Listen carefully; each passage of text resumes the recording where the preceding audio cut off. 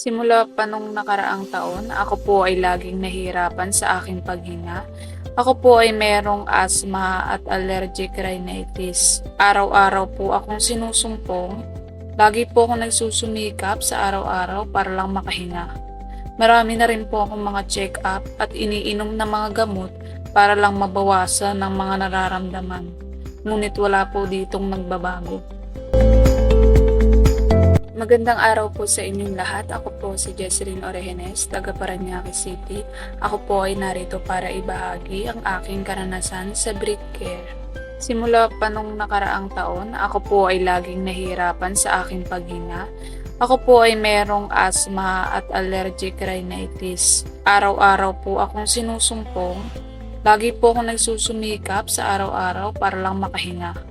Marami na rin po akong mga check-up at iniinom na mga gamot para lang mabawasan ng mga nararamdaman. Ngunit wala po ditong nagbabago. Ngunit nang matagpuan ko ang breath care, isang biyayang galing sa Diyos, nagkaroon ako ng pag-asa. Ang produktong ito ang nagpagaan sa aking paghinga.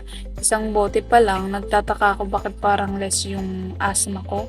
Dahil dito, hindi na ako naghahanap ng ibang solusyon o iinuming gamot. Nakakatulog na rin ako ng maayos sa gabi.